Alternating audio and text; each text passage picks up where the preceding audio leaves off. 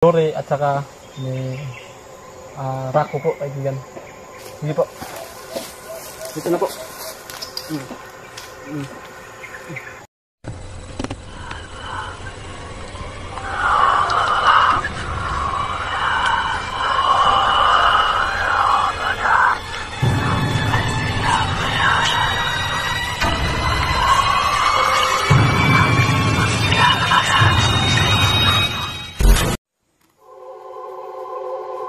Kaibigan, siguro huwag ka pong umalis, kaibigan. Ako na lang po ito mag-isa.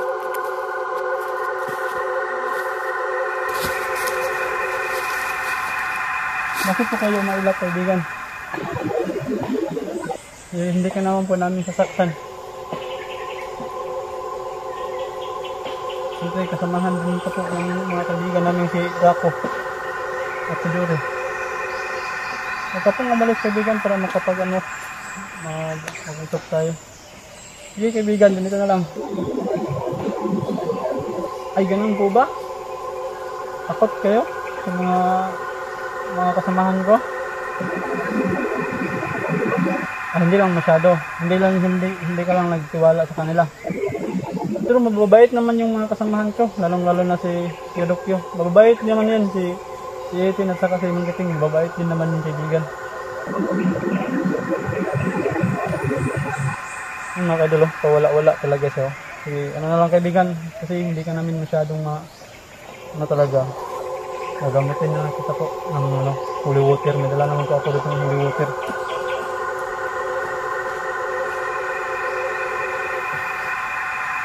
Ito, kaibigan, gagamutin ko po kita. Binasbasan ko ito ni kaibigang Dore at saka ni Rako po, kaibigan.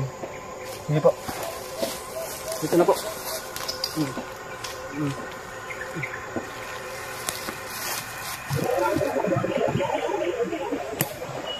Ayan, sige po, kaibigan, walang ano man po. Yan mga kaidol, nagpapasalamat po si kaibigang sa Gori sa atin.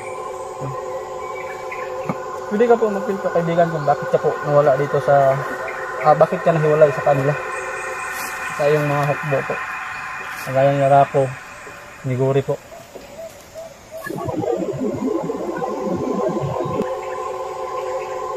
Ay, ganun po ba, kaibigan? Kaya ka pala nawala. Alam mga kaidol, kaya nawala si kaibigang sa Gori sa kanila, nila Rako at ni Dore at sa iba yan lang mga kasamahan, dahil siya daw yung pinupuntirya ng mga masasamang alien daw, no? Kasi siya yung pinaka hiniral kung sa hukbo. Siya yung hiniral, kaya gusto siya kunin yung mga masasamang alien para mapilayan daw yung mga grupo ng mga mabubuting alien po. Tama po ba ako, kaibigang General na sa Gori? Tama po raw, no? Yan. So, kaibigan, anong plan natin, kaibigan? Kailangan kasi din ni kaibigang Rako at ni Dore na mag-usap kayo, magkita kayong tatlo. So, ganito na, kaibigan, wag ka pong mawawala. Ano ka po, sunod lang po sa akin, no? Pero wag kang mapakita sa camera sa kanila, ha? Para ano lang natin, surprise natin yung iba, kaibigan. Sige po, kaibigan, ganun po ba? Sige po, nasa likod ka lang po kayo, ha? Sige po, sige.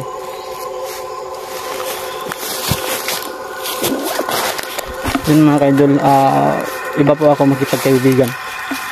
Simple lang, no? Importante nakuha natin loob nila at ganun naman talaga yung hangarin natin, yung marami tayong mga kaibigan. Mas mabuti kasi kapag marami kang kaibigan, no? Di baling hindi ka nila tutulungan sa angat mo sa buhay. Ang importante, meron kang kaibigan. Baga, meron kang majajam, meron kang makikwentuhan na mga kaibigan mo, no? Kagaya po ni nila, Nakidukyo, ni Mangkiting, meron kami ni Etin, no?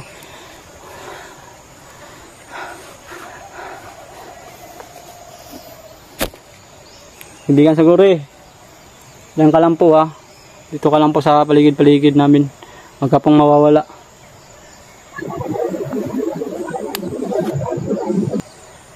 Yan. Hindi po kaibigan.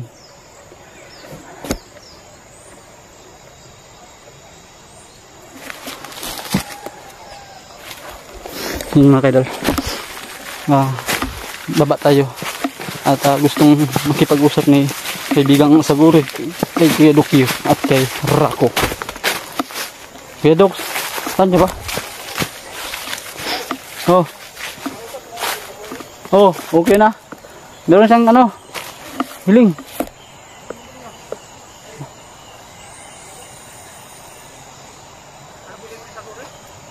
Gusto niya raw makipag-usap sa'yo.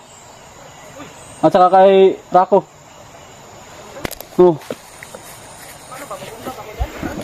Dito lang Dito na lang.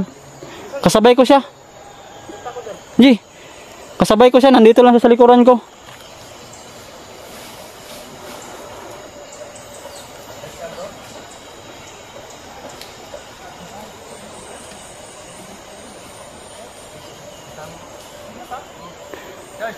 Oo.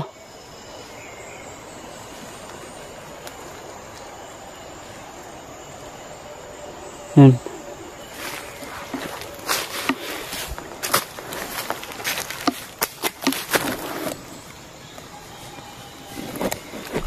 Yan, kaibigan. Nandito na po. Si Kadokyo kaibigan, nandito na po Pwede ka na po Ha? Gusto daw ni kaibigang Saguri. Puro Sagur na makipag-usap sa'yo. At kay Rako. Nandiyan na ba sila? Lang daw. Kaya daw po siya pawala-wala daw ba kasi lang daw yung kung sa baga mailap pa lang daw siya, mailap. Kaya pawala-wala siya. Gusto niya makipag-usap? Gusto niya makipag-usap tayong lahat pero isa-isahin lang muna daw niya. Sige. At saka hinahanap niya rin si Dory at si Rako. Siguro nandito lang naman siguro yung kaibigan mo, di ba? Sige, ikaw na magkikipag-usap ko, nandyan lang naman siya. At yan sa kawayan na tuktok dyan Nandyan lang siya. Dyan banda dyan.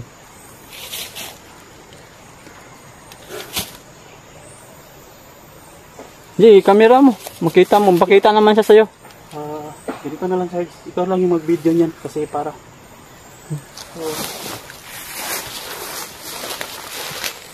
Sa akin nito na lang. Nandyan lang siya. Kaibigan, pwede ka na pong lumabas, kaibigan. Kaibigang Rako. Salamat po at nagpakita kayo kaibigang Rako. Saguri.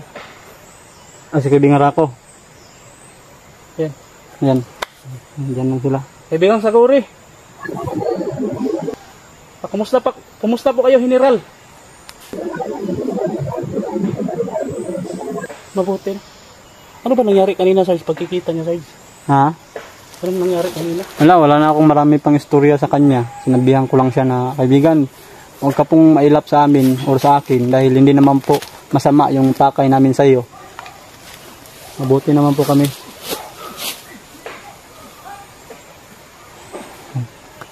Yan, binasbasan to siya para okay na siya. Okay na siya.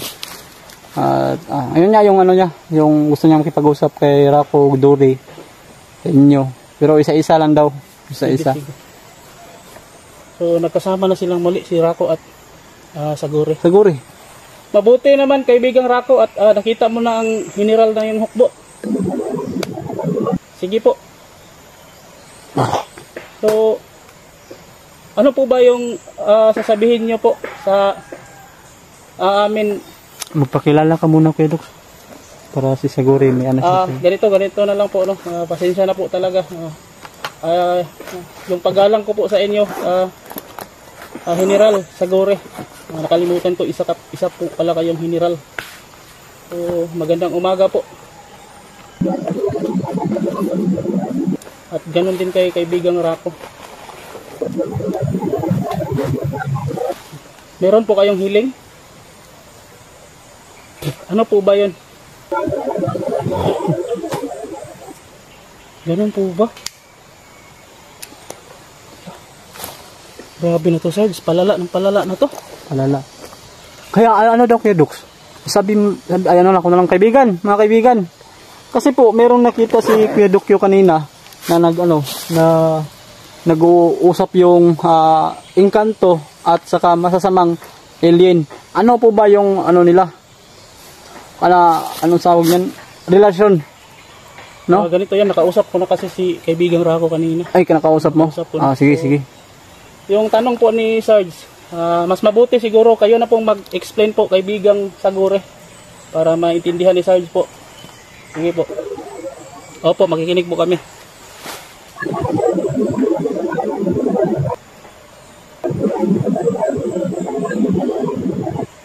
Opo. Yun po yung sabi niya, Sarge, na Kaya pala. yung masamang alien na napunta dito sa lupa, yung pinipili nilang maging kakampi dito, ayun din pong mga elementong masasama. Yung kalahi nila ba, yung kumbaga yung iisa yung kulay nila. Iisa. Kung sabaga, iisa lang yung pinakaamo nila, demonyo talaga. Masama sila, masama. So, yun ang sinabi niya kanina na nagsasama na yung masamang engkanto at masamang alien. So, ganun yung nangyari. Kaibigan, yun, sobrang dami na ng ano namin kalaban namin ito Yeah nga. Kaibigan, ano nga po pala talaga yung dahilan? Alam na ba, sinabi na ba sa iyo ni kaibigang Rako kung ano talaga yung pinakadahilan? Bakit sila bumaba dito? Opo. Yan, sinabi na yan. Yun po yung kung bakit sila napunta dito. Sila ay tumakas sa kanilang planeta. Dahil winasak sila ng mananakop na alien na yung kalaban nila. So napilitan silang napunta dito sa mundo. So dito sila nagtatago. So nalaman yun ng labang alien. So sinundan sila dito. So yun na nga, delikado talaga siya. Pero yung sabi ni kaibigang kasi Rako dati na hindi daw sila interesado naman talaga sa tao, manakit ng tao. Wala. Yung ano lang nila, yung alien na sila Rako, yan yung pakay nila. So wala silang interes sa tao. So kaya nga sila dito sa bundok. Kasi kahit ano yan sila, Sarge, kahit masama yan sila, Sarge, natatakot pa, may kinatatakutan pa rin yan. Pag sinakta nila yung tao, Sarge, sinakta nila, Panginoon na yung maging kalaban nila. So gagawa sila ng masama ng hindi kumbaga hindi masyadong yung may likha yung makalaban nila, mas madali silang maparusahan. O unti-unti lang yung kanilang ginagawa. Agad lang kayo, Doksa, kasi merong si kaibigan siguro. Kaibigan, ano po kaibigan? Magtago muna kayo. Sige po kaibigan. Ano lang po. Tago lang po muna kayo. Kasi kanina meron kaming mga nakita kanina na mga alien din, mga sundalong masasama din. Mga sundalong alien na masasama at saka engkanto. Kaya tagtago lang muna kayo. Sige po. Ingat po kayo kaibigan, ingat po. Bye-bye po kaibigan Rako at bye-bye po kaibigan. General Sagure. Yan. Sige po. Wala na sila. Wala na sila mga ka-explore. So, hindi ko na lang ipinakita para doon nyo panoorin kay Sarge yung buong pangyayari. So, yun. Abangan nyo po. Kaya pala Kuya Dox, hindi sila napapakita sa mga tao. Kasi alien naman talaga yung pakay nila, di ba? Alien yung pakay nila. Alien, kung sabaga, alien to alien. Oo. Tao to tao. Ganun yung labanan. Yung masamang alien, pwede silang manakit talaga ng tao, Sarge, kung gagawin nila. Oo. Pero hindi yan nila gagawin. Kaya nga nang sinabi ni kaibigang Rako dati na natatakot yan. Natatakot yan manakit ng tao. Kasi Diyos na yung maging kalaban nila.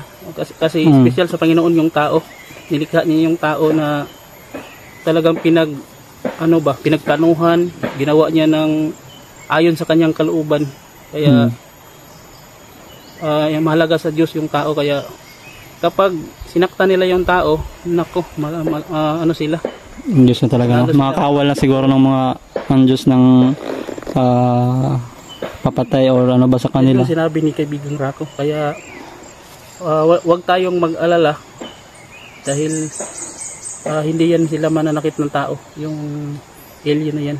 So kung yung pang-aatake sa atin, Sarge, kung baga ano lang nila yun ba, pang panakot ba para hindi tayo makialam, para hindi tayo makialam sa Tama. pagpugis nila doon sa kanila Rako. Pero kailangan din natin tulungan si kaibigang Rako at Saguri. Kaya nga po pala Kuya Dox, nahiwalay si Ang kwento. ano natin ngayon, Sarge, ang dapat nating mag-ingat tayo, Sarge, doon sa mga engkanto, dahil pwede yan magbigay ng sakit. O doon tayo mas kasi yung mga engkanto yan taga dito kasi yan sa atin.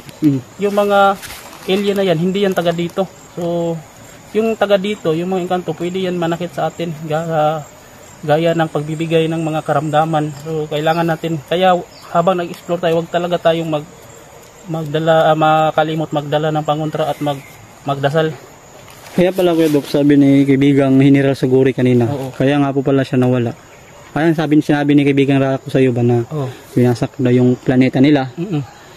Kaya si kaibigan, pagwasak daw ng yung planeta nila, nahiwalay daw si kaibigang General Saguri sa kanila kasi siya yung pinaka-general ba. Oo. Kung sabaga nilihis ang atensyon ng mga masasamang alien kay General para yung iba, alien na hindi masasaktan. Ganun kasi yung prinsipyo ng isang general, isang leader. Isasakripisyo niya yung sarili niya para sa mga nasasakupan niya, para sa ikakabuti at pagkakaligtas sa nasasakupan niya. Kaya di bali siya yung mapahamak at mahirapan, wag lang yung mga tao niya.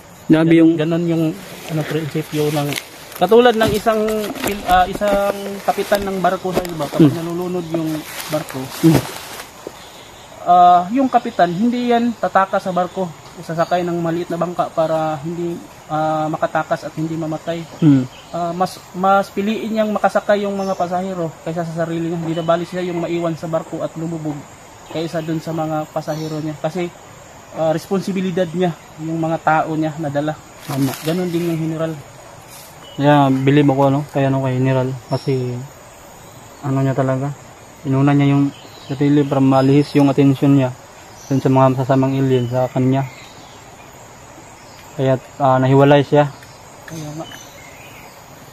Kaya pagsabi ni ko kanina ni kaibigang Rako na nandito lang si kaibigang Rako kasama po ni kaibigang Kuya Dokyo, gusto niya agad. Sabi niya, gusto niya makipag-usap. Makita niya si kaibigang Rako at makausap na lang din ikaw. Sana ba yung dalawa Kuya Dox? Pasaan rin ay magkita rin sila ni kaibigang Dory. So si kaibigang Dory, iwan ko kung kailan sila magkikita. So, sana nandun din si Mang Kiting, masaksihan niya yung pangyayaring yan. So ang kailangan natin gawin ngayon, Sarge, baba tayo para nawala yung dalawa ha. Para hanapin natin sila, parang nahiwalay tayo sa kanila Mang Kiting.